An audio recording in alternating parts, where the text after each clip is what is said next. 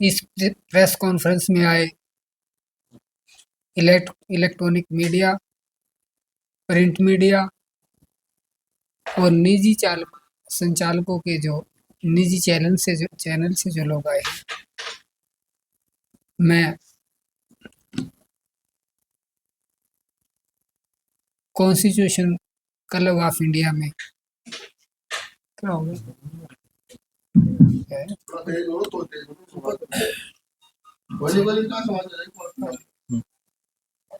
मैं सभी छायाकार बंधुओं का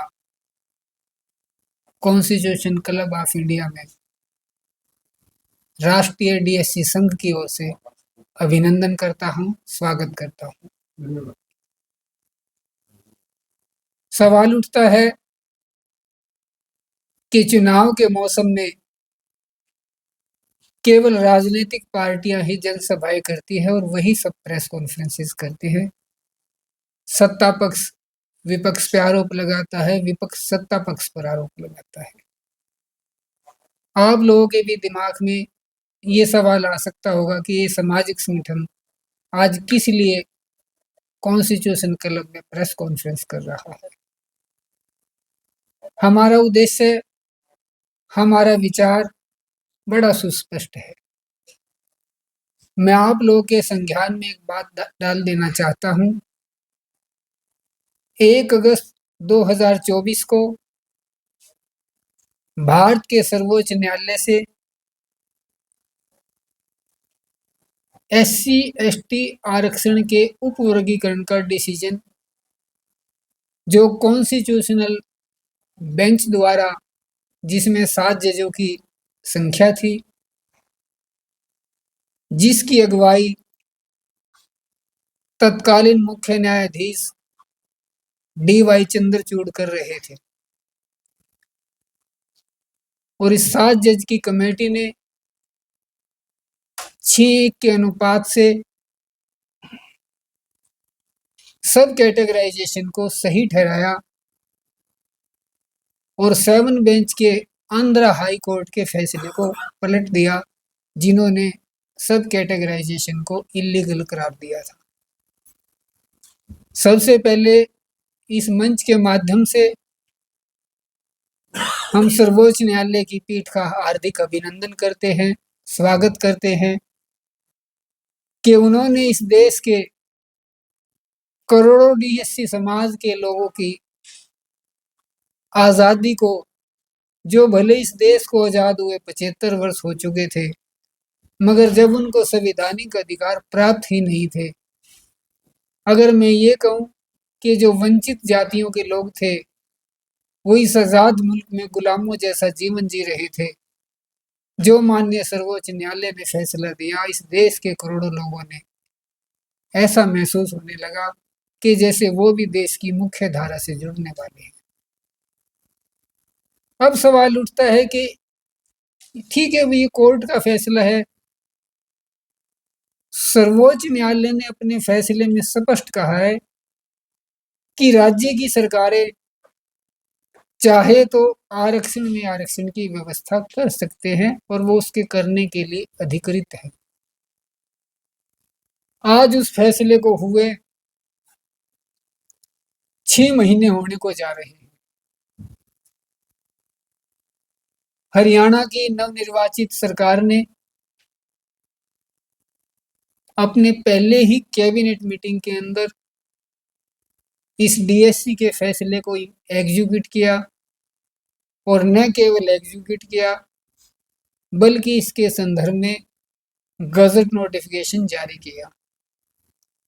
इसके लिए मैं हरियाणा सरकार को दिल से बधाई देता हूं, आभार व्यक्त करता हूं कि हरियाणा की 33,74,000 लोगों को शिक्षा को आरक्षण के साथ साथ नौकरियों में भी बराबर की साझेदारी देने का एक ऐतिहासिक फैसला किया।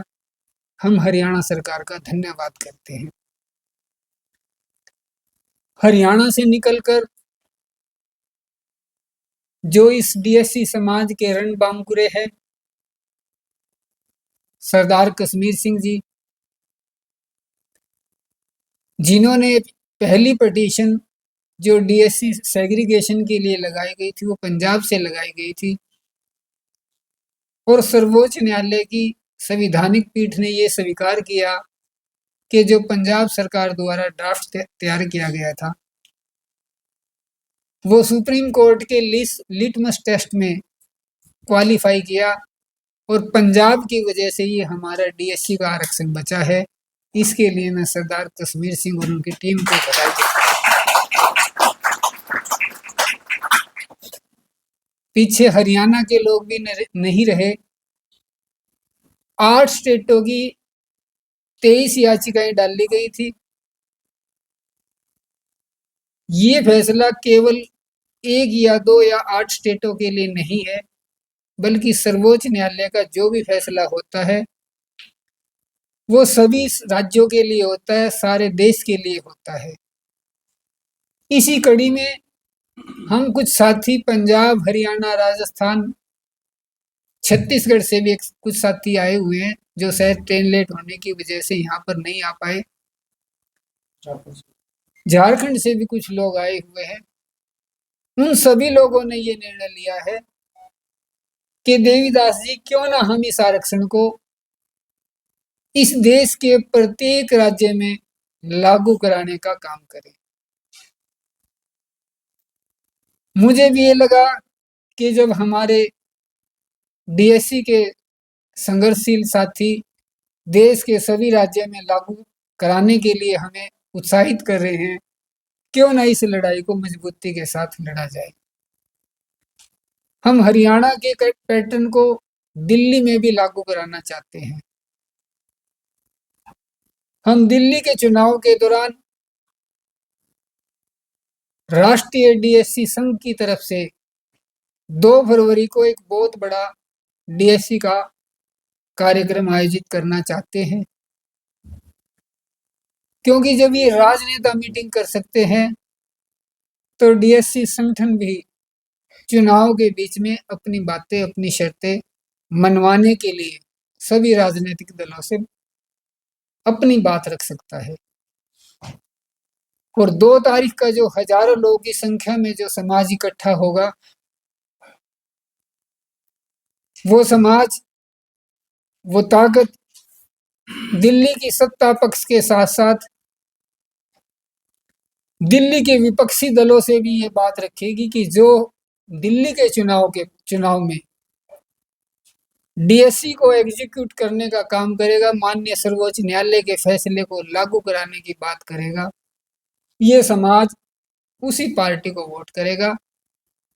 आज ये समाज जिसे हम आरक्षण की लड़ाई समझते हैं, क्योंकि आप मीडिया से जुड़े लोग हैं, आप इसे आरक्षण की लड़ाई करार कर सकते हैं, मगर मैं ये बात दावे से कहता हूं, जिसे आप आरक्षण की लड़ाई करते हैं, डीएससी जातियों के लिए आज़ादी की लड़ाई है और हम इस आज़ादी की लड़ाई का 2 फरवरी को दिल्ली की धरती से एक बड़ा बिगुल फूंकना चाहते हैं और अपनी मांगों को मनवाना चाहते हैं, जिसे सभी डेमोक्रेटिक भाषा में, सभी मीडिया के लोग प्रशासन की भाषा में जिसे लोकतंत्र कहते हैं, वास्तव में उस लोकतंत्र का असली नाम भीड़ तंत्र है।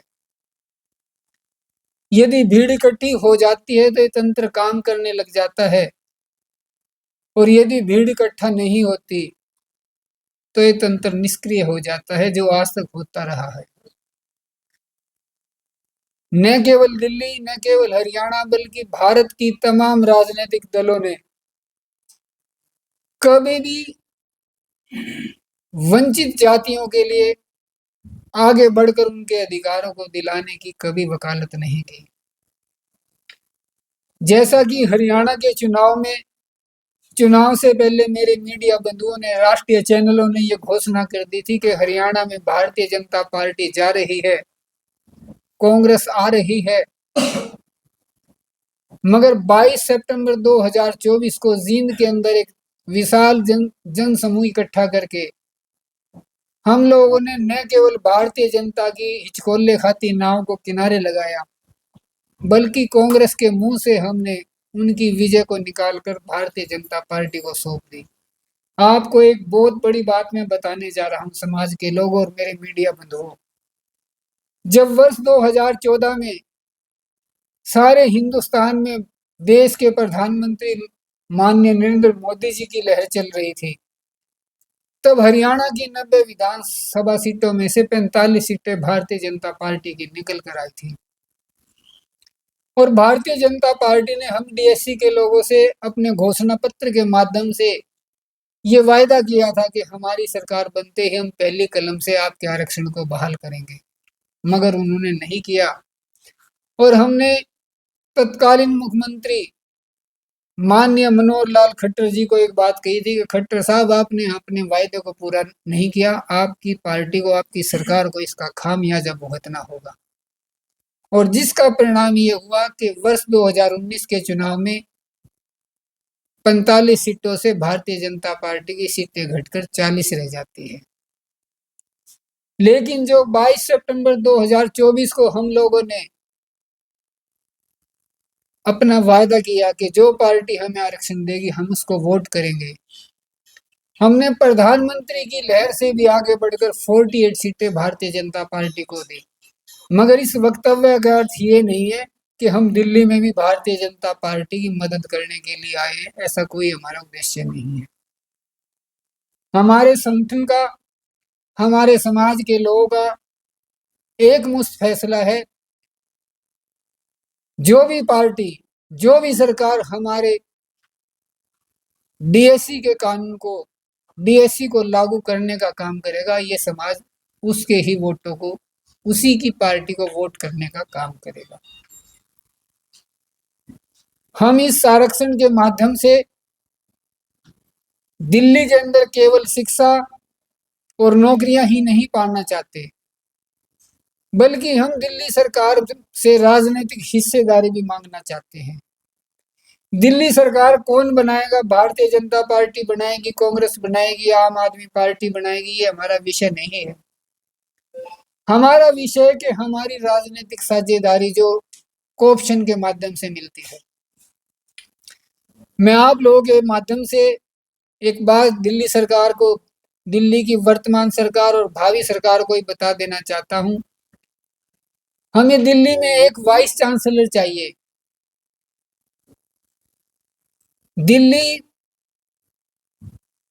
दिल्ली पब्लिक सर्विस कमीशन जो सेकंड क्लास और फर्स्ट क्लास अधिकारियों की नियुक्ति करता है, उस बोर्ड, उस कमीशन के अंदर भी हमें डीएससी समाज का एक व्यक्ति चाहिए।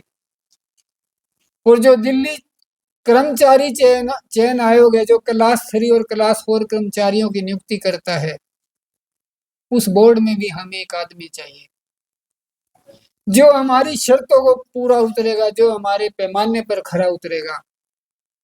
ये डीएससी के मजबूत लोग, ये दुर्भाग्य रहा सभी पार्टियों का कि इन लोगों ने दिल्ली में, दिल्ली ही नहीं बल्कि सारे देश में गरीब लोगों को, जो ये पार्टी के नेता रुपए के गजों से मापते हैं, मैं उन पार्टियों को चेता देना चाहता हूं कि ये रुपए के गजों से मापना, ये पैमाइश करनी बंद करे और समाज के हर छोटे वर्ग का सम्मान करना शुरू करे। जो पार्टी हमें सम्मानजनक तरीके से डीएससी समाज के अधिकारों को देगी, हम उस पार्टी को निश्चित तौर पे सत्ता में लाकर उनको सत्ता में बिठाने का काम करेंगे। हम इसके साथ साथ एक बात और साझा करना चाहते हैं, हम केंद्र की नौकरियों को भी डीएससी में विभाजित कराना चाहते हैं। अब केंद्र के अंदर कौन कौन से विभाग आते हैं? भारतीय railway, food corporation of India, union territory, banking, LIC, gas agencies, petrol pump जहां से आवंटन होता है, इन सभी एजेंसियों में भी डीएससी आरक्षण को लागू किया जाना चाहिए। जो हमारे से हमारे अधिकारों को दिलाने की बात करेंगे, ये समाज निर्बाध गति से उसकी तरफ बढ़ेगा और उसको खुले मन से वोट डालने का काम करेगा और उसकी सरकार को राजगद्दी पर बिठाने का काम करेगा। यही मेरी आपके सामने प्रस्तुति थी। आप कोई सवाल करना चाहे तो आप कर सकते हैं। अभी जो आपने बात यहाँ पे रखी है कि अगर दिल्ली सरकार जो भी राजनीतिक दल आपकी मांग को मानेगा, आप उस राजनीतिक दल को समर्थन देंगे। जैसा कि आपने कहा कि हमने हरियाणा में कांग्रेस की सरकार को बनते बनते गिरा दिया और बीजेपी की सरकार वहां बीएससी समाज में बनवा दी। आप प्रतिनिधित्व की बात कर रहे हैं तो केजरीवाल ने पिछली बार भी चाहे तो संदीप वाल्मीकि हो, चाहे राखी बिरलान हो, चाहे अन्य बारचा हो, कई मिनिस्टर आपको दिए हैं, कई विधायक आपको दिए हैं। तो केजरीवाल की नीतियों से आप खुश हैं? अगर वो ये घोषणा कर देते हैं कि हम जो सुप्रीम कोर्ट का निर्णय है वो लागू कर देंगे सरकार बनने के बाद, तो क्या आप केजरीवाल के साथ जाना पसंद करेंगे या बीजेपी, क्योंकि आपकी पुरानी सहयोगी पार्टी रही है हरियाणा से? तो बीजेपी अगर ये घोषणा कर देती कि आप हरियाणा की तरफ में दिल्ली में सुप्रीम कोर्ट के फैसले जो वर्गीकरण को लागू करेंगे, तो सुप्रीम कोर्ट के आदेश को, तो आप बीजेपी के साथ जाना पसंद करोगे? अभी आपकी किन राजनीतिक दलों के साथ बातचीत चल रही है? देखिए, अभी हमारी किसी से कोई वार्ता नहीं है। पार्टी से बड़ा समाज है। जो हमारे समाज के हितों की रक्षा करेगा, हम उसी पार्टी की तरफ चले जाएंगे। हम किसी भारतीय जनता पार्टी, किसी कांग्रेस या किसी आम आदमी पार्टी के हम एम्प्लॉय नहीं है। हम उनके डेडिकेटेड वर्कर नहीं है। हम वर्कर हैं तो सोसाइटी के हैं। जिधर सोसाइटी का लाभ होगा हम उधर जा सकते हैं। अभी फिलहाल आपने किसी राजनीतिक दल से बातचीत की है, दबाव बनाने की कोशिश किया? अगर कोई राजनीतिक दल आपकी बात नहीं मानता तो क्या करेंगे आप? जो हमारी बात नहीं मानेगा, जो हमारी बात नहीं सुनता, वो हमारा कैसे हो सकता है? चुनाव का बहिष्कार करेंगे? नहीं, बहिष्कार भी नहीं होगा। वोट डालने की चीज होती है। वोट प्रोफेसर साहब, आप थोड़ा बताएं, सवाल यही निकल करके आता है कि आप फिलहाल आप किसी राजनीतिक दल के संपर्क में भी नहीं है, दबाव बनाने की प्रक्रिया में भी नहीं है, तो अगर आपकी बात को ना तो आम आदमी पार्टी और ना ही कांग्रेस और ना ही बीजेपी सुनती है चुनाव से पहले, तो क्या आप कोई आंदोलन करेंगे? क्योंकि चुनाव में ज्यादा समय है नहीं। देखिए, डीएससी समाज जो वंचित समाज है, वो एक जाति की हम बात नहीं कर रहे हैं कि ये आपने जिन्हों का नाम लिया कि वो एक पर्टिकुलर जाति की बात करें, किसी एक को बहुत ज्यादा दे देना और बाकियों को बिल्कुल उससे वंचित कर देना हमारा उद्देश्य नहीं है। हमारा मकसद है समानता को समान रूप से लागू किया जाए, चाहे कोई भी राजनीतिक दल है वो लागू करे। सभी जातियां, जो भी हमारे वंचित समाज की जो जातियां, सभी को समान रूप से प्रतिनिधित्व मिले राजनीतिक रूप से। हम जहाँ पे शिक्षा की बात कर रहे हैं, जहाँ जहाँ पर हम नौकरियों की बात कर रहे हैं, लेकिन सबसे ज्यादा हमारा नेतृत्व करने वाले स्ट्रॉन्ग कैंडिडेट हमारे विधानसभा और लोकसभा में नहीं होंगे, तो हमारे हितों के साथ कॉम्प्रोमाइज लगातार हो रहा है और फिर होता ही रहेगा। चाहे वो अरविंद केजरीवाल जी हो, कोई भी पॉलिटिकल पार्टी हो, मैं कोई स्पेसिफिकली किसी पॉलिटिकल पार्टी की कार्यकर्ता नहीं हूँ या मैं किसी की विरोधी नहीं हूँ। हम समाज की बात कर रहे हैं, इसलिए हमें देखना होगा कि जो भी समाज के लिए, हित के लिए निर्णय लेगा, हमारा समर्थन उसके लिए रहेगा।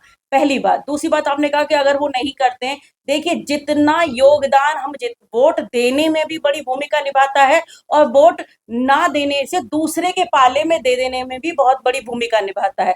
प्रतिपक्ष भी मजबूत किया जा सकता है। हमें यदि अगर जो वर्तमान में चाहे दिल्ली सरकार है या केंद्र सरकार है, यदि वो हमारे इस फैसले को लागू नहीं करते और हमारे परिप्रेक्ष्य में निर्णय नहीं लेते या अपने एजेंडा में हमको शामिल नहीं करते, हम एक बहुसंख्यक की बात कर रहे हैं। हम अपने विभाजित समाज को विभाजित जिन लोगों ने कर दिया है, रिजर्वेशन अंडर रिजर्वेशन कर दिया है, जो समृद्ध लोग हैं उनके बीच में पैसे के आधार पर उन्हीं में मतलब अधिकारों को देने की बात करें, हम उससे अलग हटके बात करें। यदि दिया जाए तो ऐसे लोग, ऐसे समाज के आगे लाया जाए जो आर्थिक रूप से भी मतलब कमजोर हैं और वो प्रतिनिधित्व करना चाहते हैं लेकिन पैसे की राजनीति नहीं कर सकते।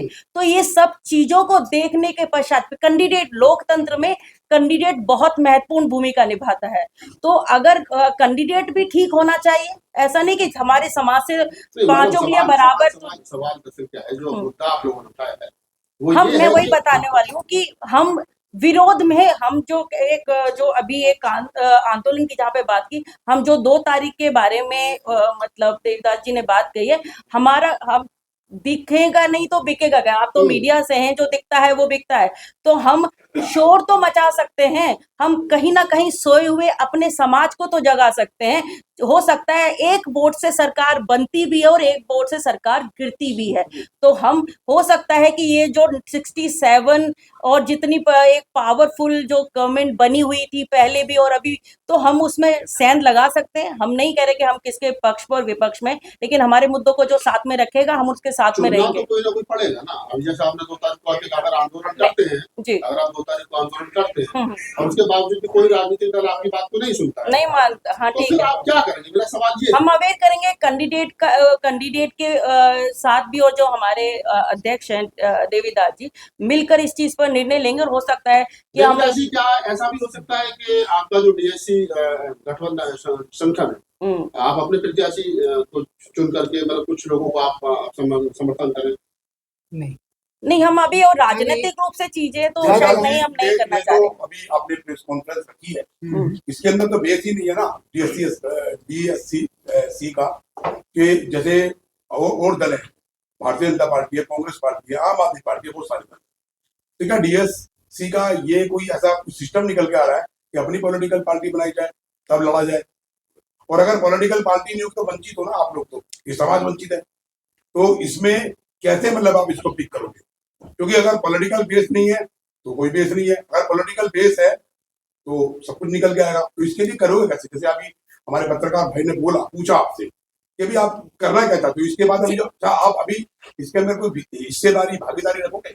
और एक बात और मैं आपसे कहना चाहता हूँ, अगर पॉलिटिकल बेस नहीं है इस समाज का, जिसे हम अपना समाज कहते हैं, दलित समाज कहते हैं, और इसकी संख्या भी भारी है, तो फिर तो कुछ भी नहीं है। छोटा समाज जिनकी संख्या कम है, वो सक्रिय है, सत्ता में बैठा हुआ है, तो कैसे मतलब आगे का रास्ता तुम निकल के लाओगे? देखिए महासाब, आपने जो सवाल किया है वो आपके अंदर की पीड़ा को साफ दर्शाता है। जैसा इन साहिबान ने सवाल किया है कि यदि कोई पॉलिटिकल पार्टी आपसे वार्ता नहीं करती तो क्या निर्णय लेंगे। मैंने जो भारतीय जनता पार्टी का आपको रेफरेंस दिया है वो इसलिए नहीं दिया कि हम भारतीय जनता पार्टी के साथ जुड़े हुए या हम उनके डेडिकेटेड वर्कर हैं। हमने भारतीय जनता पार्टी का रेफरेंस आपसे इसलिए दिया है कि हरियाणा में डीएससी जब इतनी ताकतवर थी कि उन्होंने सत्ता को बदल दिया, और जब सत्ता को और किसी को सत्ता में ला भी सकते हैं तो सत्ता से हटा भी सकते हैं। अभी बात हुई थी, एक वोट की भी बड़ी वैल्यू होती है। राजस्थान से सीपी जोशी होते थे, एक वोट से चुनाव हार गए थे, वो मुख्यमंत्री पद के दावेदार थे। अब अटल बिहारी वाजपेयी जी की बात कीजिए, एक वोट से सरकार गिर गई थी उनकी। तो वोट की बड़ी कीमत है। और जो आप कहते हैं कि कोई दल नहीं आएगा, नहीं आए, जिसे आपको लगता नहीं है कि आपका समाज पहले से ही वंचित है? क्योंकि आपके जो समाज के लोग हैं नॉन पॉलिटिकल दिखाई देते हैं, और जो कुछ हैं तो वो दलाली और चमचागिरी में जाते हैं। लेकिन एक बात बड़ी सोचने और विचारधीन बात है, एक व्यक्ति विशेष थे बाबा साहब अम्बेडकर, वो अकेले थे, और आप तो आपकी संख्या करोड़ों और लाखों में पहुंच चुकी है, फिर भी आप पॉलिटिकल बेस से वंचित। और अभी देखिए, आप पॉलिटिकल बेस ना बनाने का एक रीजन बहुत बड़ा निकल के आ रहा है कि आपके बच्चों को वो जगह नहीं मिल रही जो यूपीएससी और एसएससी में होती है, जो डॉक्टरेट में होती है, जो जुडिशरी में होती है, वहां जगह नहीं है। दूसरा, आपके बच्चों की यूपी में, हरियाणा में, राजस्थान में हत्या की जा रही है। अभी तो दिल्ली में भी शुरू हो गया। एक 6वीं क्लास के स्टूडेंट को 12वीं क्लास के स्टूडेंट ने, जो जाट कम्युनिटी से था, वो 12वीं की समाज से था, उसका कसूर सिर्फ इतना था कि वो खूबसूरत था और स्पोर्ट्स में और एजुकेशन के अंदर आगे निकल रहा था। 6वीं क्लास का बच्चा, अभी पिछले दिनों में उसकी हत्या कर दी गई। 12वीं क्लास के बच्चे को बुला के उसको मार दिया गया। तो आप ये डीएससी जो अपना जो एक वो है ग्रुप है, एक समाज है, वो अपने घर बैठ के रो पीट के ऐसे ही हरियाणा में भी चल रहा है, ऐसे ही पंजाब में भी चल रहा है, कई जगह पर चल रहा है। तो इसके लिए आपका फर्ज क्या है? आपका ग्रुप क्या कहता है कि भाई ये जो हत्याएं हो रही है, बहन बेटी की इज्जतें लूटी जा रही है, और दिल्ली में हो गया, आपको दिल्ली में हत्या करनी शुरू होती, तो फिर कैसे होगा? पॉलिटिकल पार्टियों में तो बहुत है, लेकिन विदाउट पॉलिटिकल चाबी के आप कैसे काम करते हो? देखिए, आपका सवाल थोड़ा लंबा है, अति गंभीर है, और उस गंभीरता को समझते हुए मैं केवल इतना कह सकता हूँ, जब हम इसको नेशनल वाइड एग्जीक्यूट कराने के रास्ते पर चल रहे हैं, कहीं हमें टकराना पड़ेगा, कहीं किसी को स्वीकार करना पड़ेगा। रही बात जिन बच्चों की और जिन महिलाओं की आप बेआबरू होने की बात कर रहे हैं, हमारे हरियाणा के जिलों में हमने इस प्रथा को बहुत सख्ती से विरोध किया है। यदि आपको मैं हरियाणा की बड़ी घटनाओं की बात करूं, 2007 में गोहाना का कांड हुआ था। उस समय हमारे कुछ लोग उसको लीड कर रहे थे। जब 2010 में मिर्जपुर घटना हुई थी, उसको हमने लीड किया था और उसका परिणाम सारा देश देख रहा है। ये दिल्ली में जो हुआ वो तो रो पीट के बैठ गए ना। हम दिल्ली में यूपी में जो हुआ वो तो रो पीट के बैठ गए ना। इसको आर्गुमेंट मत करिए। एक सेकंड मैडम, देखिए हमारा फोकस उस मुद्दे पे रहना चाहिए, इस मुद्दे के लिए तो right, very agree on that, हमें डाइवर्जन की जरूरत नहीं है। सिर्फ मैं इनकी बात को मतलब शॉर्ट में बताती हूँ सर। नहीं, मैं बिल्कुल एक मिनट रुको यार, बात करिए तो। ये मुद्दा नहीं है क्या पॉलिटिकल था कि ना होने का? Let me answer let me answer. देखिए, जो जिस की बात करें, हम ये राजनीतिक परिप्रेक्ष्य के लिए हमने यहाँ पर ये रखा है। इस समय एग्जैक्टली हमारे सामने क्या है, ये बहुत सारे हमारे समाज के मुद्दे, आज के नहीं सदियों के बहुत मुद्दे, और इस मुद्दों पर सामूहिक रूप से क्रियान्वयन करने की जरूरत है। आप भी उसका हिस्सा है, मैं भी उसका हिस्सा है, एक व्यक्तिगत रूप से, ठीक है। और बात यहाँ पे एक वाल्मीकि समाज की बात नहीं है, बात है वंचित समाज की, जहाँ पे बाबा साहब अम्बेडकर की बात करी। अगर वो अपने महार समाज के लिए करते तो शायद हम लोगों के लिए कुछ नहीं होता। वो किसी एक समाज के परिप्रेक्ष्य नहीं है। आर्थिक रूप से जो वंचित समाज है, हमारी सबसे बड़ी विडंबना हमारी अर्थव्यवस्था के अंदर हमारी भागीदारी ना होना है। हमारी अर्थव्यवस्था के अंतर्गत हम आर्थिक रूप से कमजोर होना हमारी सबसे बड़ी पीड़ा है, इसलिए हम वो चीजें नहीं कर पाते हैं। आज हमारे बच्चे के साथ जो दुर्व्यवहार होता है या बेटी के साथ दुर्व्यवहार होता है, क्योंकि वो जानते हैं कि ये आर्थिक रूप से ज्यादा मजबूत नहीं है, इसलिए ये ज्यादा परिपेक्ष और ज्यादा विरोध नहीं कर पाएंगे। हमें यही तो पूछा आपने कि पॉलिटिकल बेस क्या है? हाँ, आपने आगे तैयारी उसी में मैंने क्वेश्चन किया। राजनीतिक तैयारी डेफिनेटली हर चीज, आज का जो चुनाव है ना जी, आज का चुनाव में यहाँ हमने प्रेस कॉन्फ्रेंस करी है, इसकी भी पूरी व्यवस्था करने में भी पैसा खर्च होता है। हमारा समाज बहुत ज्यादा गरीब है, वंचित को वंचित रखा गया है, रिजर्वेशन के अंदर अंडर रिजर्वेशन, कुछ बहुत अच्छे से स्ट्रांगली आगे बढ़ गए और बाकी का समाज को धक्का मार के पीछे कर दिया गया है। तो जब तक हम सब मिलकर एक रूप से एक दूसरे का सपोर्ट नहीं करके, बिना अपने बेसिक इंटरेस्ट को भूलकर, हम आर्थिक इंटरेस्ट को भूलकर का सपोर्ट करते हैं, तो डेफिनेटली हम साथ में आ पाएंगे। जब मैं की बात करेंगे तो हम कुछ नहीं पा पाएंगे, चाहे वो हमारा इस्तेमाल कल भी करते रहे थे, हम गुलाम कल भी थे, आज भी और कल भी रहेंगे, मैं गारंटी से कह सकती हूँ। जब तक आप और मैं सब आ नहीं पाएंगे, हम आ नहीं पाएंगे। मैं कंप्लीट कर दूं सर, कि वो हम राजनीतिक रूप से देखेंगे, क्योंकि हम आर्थिक रूप से मजबूत। आज राजनीति ना सस्ती नहीं रह गई है, आज राजनीति बड़ी महंगी हो गई है।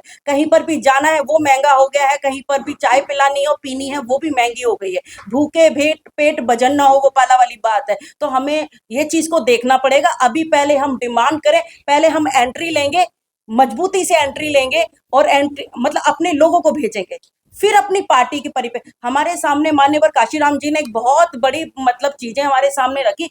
अनफॉर्चुनेटली हम फेल्ड हैं, हमें वो चीजें नहीं हो पाई मजबूती से। हमें वापस से उसको रीजनरेट करने की जरूरत है, उसके अंदर जान फूंकने की जरूरत है। हमें समाज को एकत्रित करने की, जो हम एकत्रित करने की कोशिश कर रहे हैं। अब यहाँ पर यह है कि बार्गेनिंग कंडीशन में आना बहुत जरूरी है। मतलब ये जरूरी नहीं है कि भाई किसको जिता रहे किसको नहीं। हम जी एक पार्टी के एक कैंडिडेट को जिताने की बात करें, हम उस कैंडिडेट को सपोर्ट करेंगे। हम उसके अगर उस क्षेत्र की जहाँ पर है, हम उस पर्टिकुलर कैंडिडेट को चयनित करेंगे। अगर कोई पार्टी नहीं समझ, क्या वो कैंडिडेट हमारे समाज की बात को रख सकता है? तो हम डेफिनेटली वर्क है। अभी हम पार्टी हमारी नहीं, तो we should need to work as a bargaining condition. मैं as a professor, as a activist, मैं चीज को सभी लोग, आप कई सारे भाई बंधु मेरे बहुत अच्छे तरीके से जानते हैं, ठीक है। मैं एक जाति की बात नहीं करती हूँ, मैं सर्व समाज की बात कर। सर्व समाज मतलब हमारा बहुजन समाज। तो इसलिए जो भी राजनीतिक रूप से अभी होगा, हम उसमें देखेंगे। आपने सवाल है मेरा कि हम मानते हैं कि ये समाज बहुत महत्वपूर्ण समाज है और इसकी ताकत है, और इस ताकत को इसने हरियाणा में भी दिखाया, जो आपने बताया 2007 से जो मूवमेंट चला वो हम आपका समझ रहे हैं, वो वाकई में काबिल तारीफ है। मेरा सवाल ये है कि वाल्मीकि समाज से अलग इसमें और कौन कौन से समाज है जिनको आप लेकर चल रहे हैं, वो कौन से समाज है और उनके कौन कौन से लोग आपके साथ में है, और दिल्ली के अंदर उनकी क्या हिस्सेदारी की बात आप लोग करते हैं? तो मैं चाहता हूँ कि उस पर आप बोलिए। जी, आपका जो सवाल है, मैं पहले अपनी पहचान आपको बता दूं। मैं डॉक्टर कश्मीर सिंह खुंडा पंजाब से हूं, और जो सुप्रीम कोर्ट ऑफ इंडिया में लड़ाई लड़ी गई उसमें मैंने और हमारी जो टीम है उसने बहुत बड़ा जो काम किया। पहले तो बात जो आपकी बात मैं आपको एक संदर्भ से समझाता हूँ कि जैसे डीएससी की आप बात करते हैं तो डीएससी के डिस्टर्ब मत एक मिनट भाई, भाई साहब। जो डीएससी भाई बैठ जाओ आराम से, 2 मिनट बैठ जाओ, 2 मिनट बैठ जाओ। इससे मैं आपको एक एग्जांपल से समझाने का यत्न करता हूँ। जैसे आपने बात की डीएससी में कौन कौन सी जातियाँ आती है। पहले तो आप ये समझ लें कि this is the class not caste, जो according to the constitution of India इसके जो रिगार्डिंग जो फैसला आया है, इसके रिगार्डिंग ये फैसला है कि जो डीएससी में आती है वंचित जातियां, मतलब शेड्यूल्ड कास्ट में और शेड्यूल्ड ट्राइब्स में वंचित जातियां हैं जिनको प्रॉपर जो सर्विसेज में जितनी इनकी जो संख्या है, इनकी जो पॉपुलेशन है उसके अकॉर्डिंग, और जो इकोनॉमिकली बैकवर्ड है शेड्यूल्ड कास्ट में मैं आपको बता रहा हूँ, और शेड्यूल्ड ट्राइब्स जो पीछे लोग रह गए हैं उनको प्रॉपर हिस्सेदार नहीं मिली है, उन लोगों के लिए जो फैसला कॉन्स्टिट्यूशन बेंच ने दिया था 1 अगस्त 2024 में। अगर आप बात करें, मैं एक संदर्भ में पंजाब में जैसे अभी एक ग्रुप है 2 जातियों का, वैसे 39 कास्ट है पंजाब में, शेड्यूल्ड कास्ट है, वहाँ पे शेड्यूल्ड ट्राइब्स नहीं है। अब वहाँ पे 37 जो कास्ट एक ग्रुप में और 2 कास्ट जो है मजबी सिख और वाल्मीकि जे एक ग्रुप में। जो वाल्मीकि और मजबी कास्ट है जे एक ग्रुप है, और जब हमने, आप हैरान होंगे समूह पत्रकार साहिबा, जब हमने affidavit supreme court of India में दिया तो पंजाब में जे 1975 से जे रिजर्वेशन विद इन रिजर्वेशन वहाँ पे चल रही थी, अभी भी चल रही है। 2006 में जो जब ईवी चनैया वाला फैसला आया, 2004 में जो स्ट्रक डाउन हुई थी और उसके बाद ये एक्ट बना। तो बात ये है कि ये जो शेड्यूल्ड कास्ट की जो जातियां हैं, इनमें से 2 कास्ट जिनका जो मोर दैन 50% इनकी जो पॉपुलेशन अब तक ये एट 88 लाख जो 2011 के आंकड़े हैं, उसमें से अब इनकी जो गिनती है, जो प्रॉपर जो इनकी पॉपुलेशन है, ये मोर देन 40 लाख है दो जातियों की। पर जो 39 जातियों में कुछ और जातियां निकाल कर अपने बैकवर्ड क्लासेस से निकालकर बड़ी संख्या में उनको शेड्यूल्ड कास्ट में डाल दिया गया। तो जब ये डाला उनकी संख्या जो बढ़ गई तो जातियां भी 37 से बढ़कर 39 हो गई। ठीक है, आप यहाँ तक समझ गए। अब इन्होंने क्या किया कि ये हो रहा है कि जब 1975 से ये वहाँ पर लागू है, तो अब तक 1 अप्रैल 2023 तक जो हमने आरटीआई माध्यम के से जो हमने डिफरेंट डिपार्टमेंट से जो डाटा एकत्र किया, तो पंजाब में ये सिर्फ अभी सर्विसेज में है, 1975 से सिर्फ सर्विसेज में है।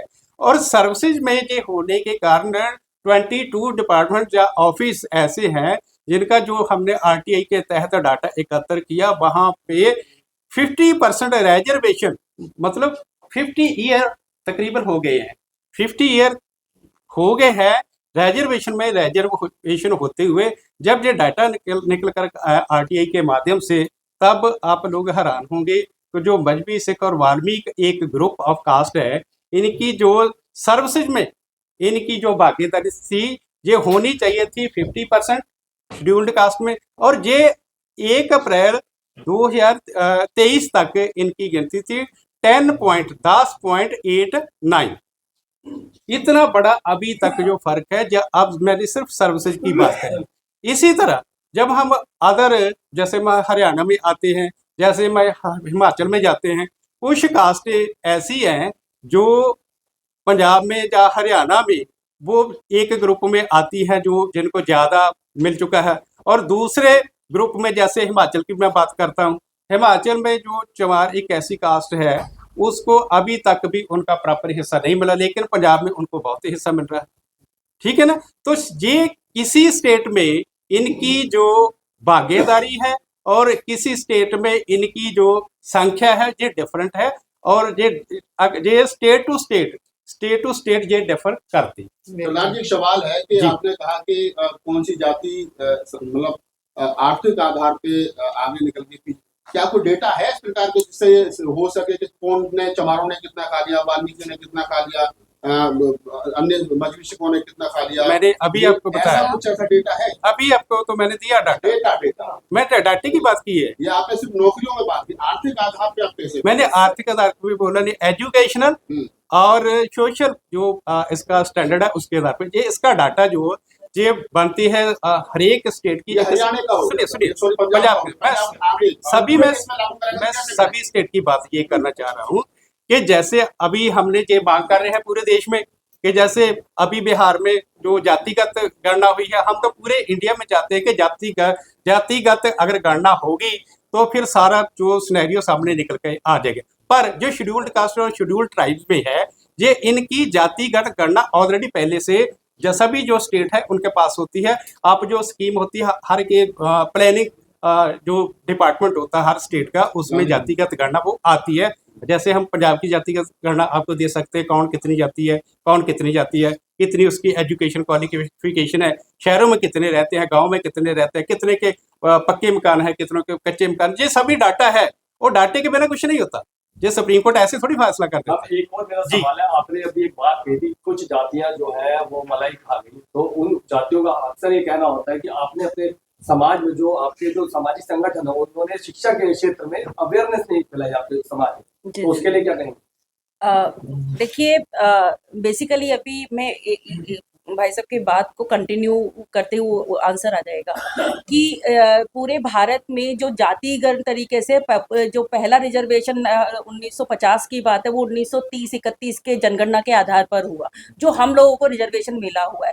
फिर लगातार 76 में जो मतलब जनगणना हुई उसके ऊपर अभी तक जातिगत जनगणना के आधार पर बहुत सारा स्पेसिफिकेशन हुआ ही नहीं है, पहली बार। तो अब वो डेटा जो स्टेट वाइज तो डेटा हम निकाल सकते हैं इंडिविजुअली, और उस डेटा के आधार पर एक नई डिमांड्स को हम क्रिएट कर सकते हैं। बेसिकली बात आपकी जहाँ पर है कि कोई कुछ जाति हमारी वंचित समाज में सारी जाति हमारी है, हमारी कोई किसी से नहीं है कि कुछ जाति मैं कोई सेपरेट वर्ड नहीं बोलूंगी, बट ये है कि कहते हैं कि कुछ लोग, मैं कहती हूँ रिजर्वेशन अंडर रिजर्वेशन, कुछ लोगों को जिसको मिल गया, सपोज एक बहुत मजबूत हो गया लेकिन एक बहुत मतलब एक को कुछ नहीं मिला है, तो हमें तो अपने आप भी उसको देना होगा। एक परिवार के अंदर पूरी लगातार बहुत अच्छी आर्थिक स्थिति भी है और मतलब एजुकेशनल स्टेटस भी अच्छा है और उनको सामाजिक रूप से एक्सेप्टेंस भी है, लेकिन ऐसे बहुत हमारे जन पे पहली बार भी रिजर्वेशन नहीं मिला।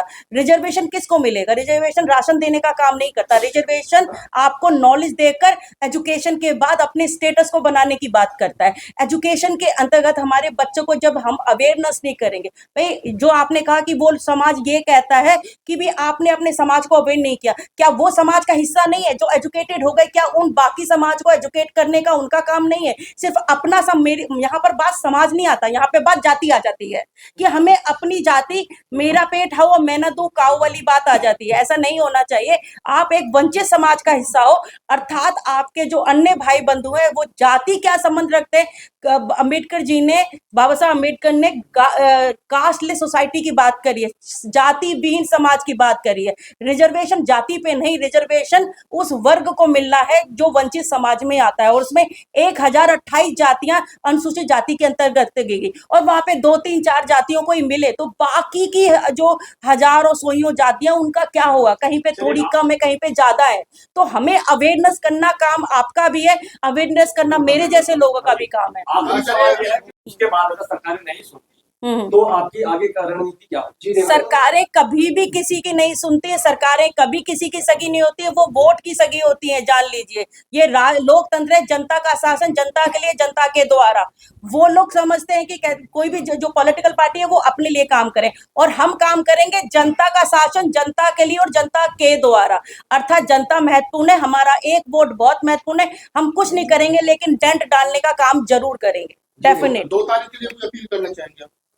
देखिए 2 तारीख के लिए हम दिल्ली की डीएससी समाज की जनता से नम्र निवेदन करते हैं कि वो अपने घरों से निकले, अपनी शक्ति का प्रदर्शन करे और जो सरकारें, चाहे वो भारतीय जनता पार्टी की सरकार हो, चाहे कांग्रेस की सरकार हो, चाहे आम आदमी की पार्टी की सरकार हो, जो हमें अधिकारों से वंचित रखने का काम करती है, उनको सबक सिखाने का समय आ गया है। और मैं मैं एक आपको अपील करना मैं आपको 2014 की बात बताता हूँ, जब अरविंद केजरीवाल जी पचकुया वाल्मीकि मंदिर में गए थे।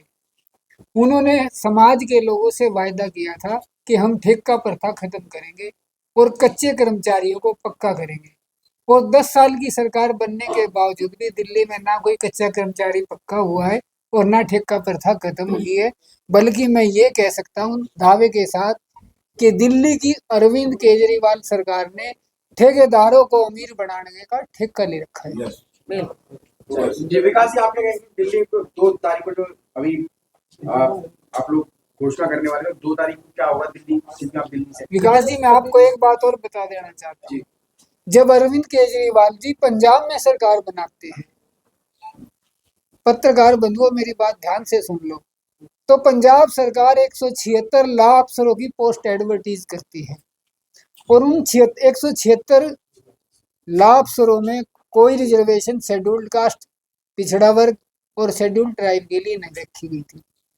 जब दिल्ली नेशनल कमीशन SC/ST ने पंजाब सरकार को नोटिस दिया, पंजाब सरकार बजाय उस नोटिस का प्रॉपर रिप्लाई करती, पंजाब सरकार हाई कोर्ट चली गई और पंजाब सरकार ने हाई कोर्ट में ये रिप्लाई दिया कि ये लोग इन पोस्टों के लायक नहीं। अब बताइए